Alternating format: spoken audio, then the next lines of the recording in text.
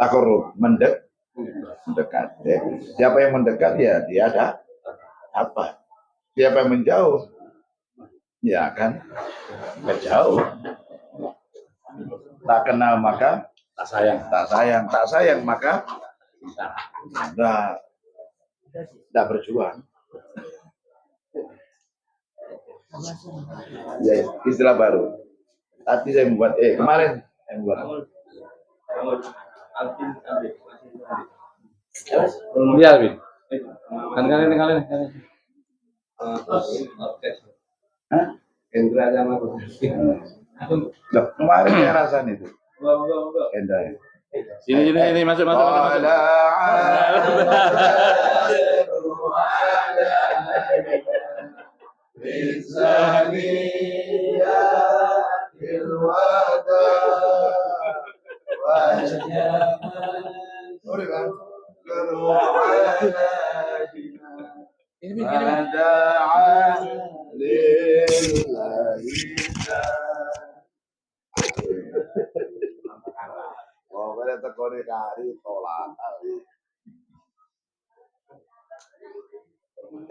Urip.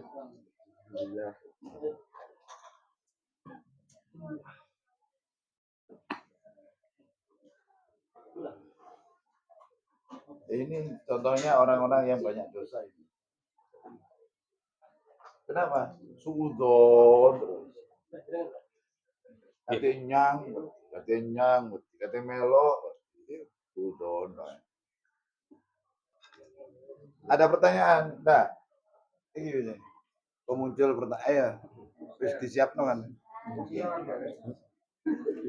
Dalam ilmu nahwu itu ada yang mengartikan kumpulan. Wa amma dhammatu fatakunu alamatan linafsi di arba'ati mawadi. Tapi untuk tafsir Terus itu ada pengertian kumpulan.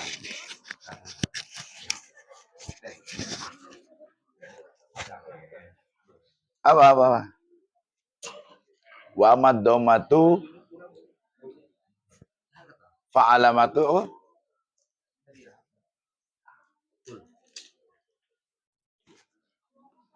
fa'alamatu raf'i. Wa madomatu fatakunu alamatan linafsi di arba'ati mawadi. Bismil mufradi wa jam'i taksiri wa jam'il munasalimi wa fi'il mudhari.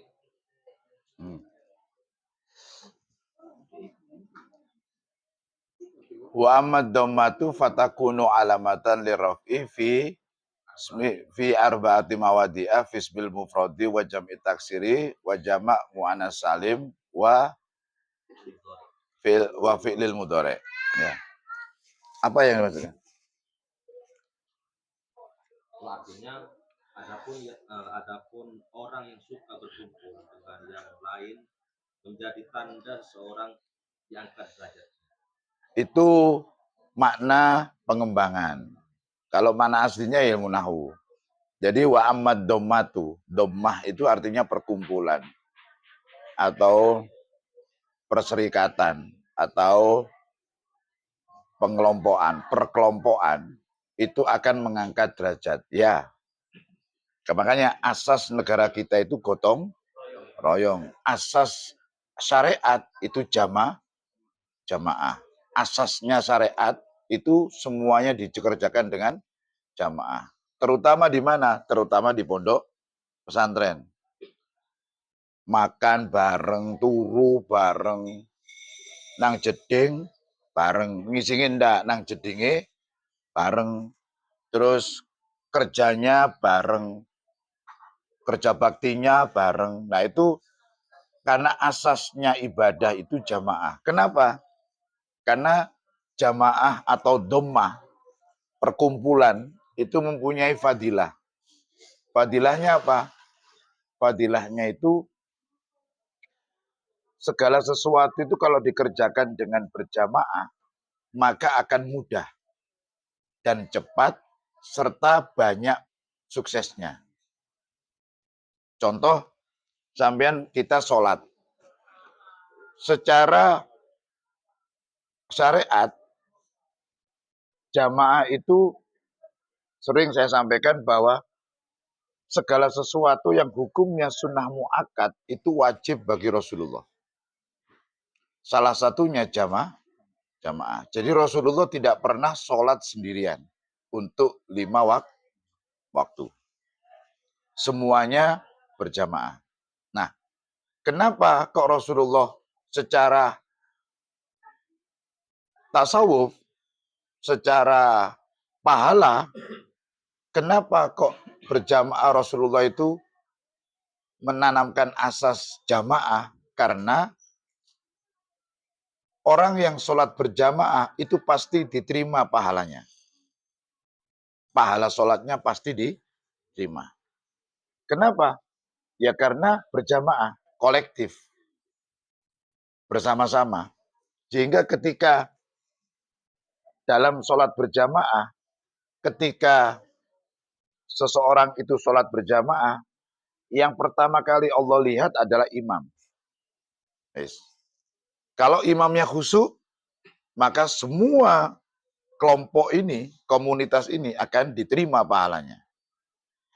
Tapi ketika si drivernya ini tidak khusyuk, maka Allah akan mencari di belakangnya. Khusyuk enggak? Kalau enggak, di sebelah kanannya. Terus sampai mentok, baru ke kiri. Terus di belakangnya lagi.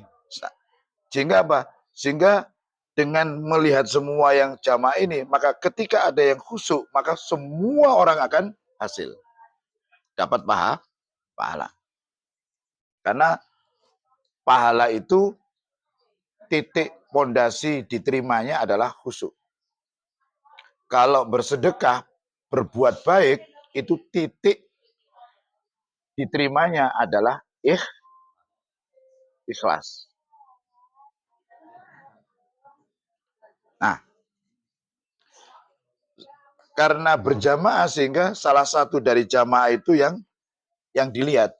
Kalau imamnya tidak khusyuk, karena apa? Dia mikir habis ini baca surat ini, habis ini baca surat ini, pasti kan tidak khusyuk. Ya akan dicari. Pasti ada, pasti. Itu. Pasti ada yang khusyuk. Nah, dari situ satu ya, diterimanya. Yang kedua, banyaknya pahala ketika sholat sendirian 1.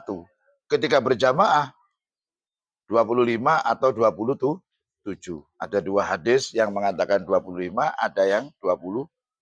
Nah, sehingga apa? Dengan berjamaah, maka pendapatan kita akan banyak. Maka segala tadi nyambung wa ammad dhammatu fatakunu alamatan liraf'i. Seseorang yang ingin sukses cepat, maka harus berkelompok.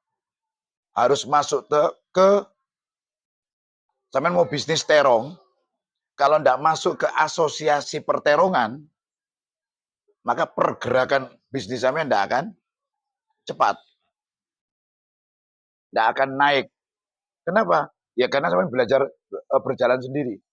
Tapi ketika jenengan mengerti tentang kumpul ikut nimbrung di asosiasi perterongan, asosiasi percetakan, asosiasi pertravelan, maka akan cepat.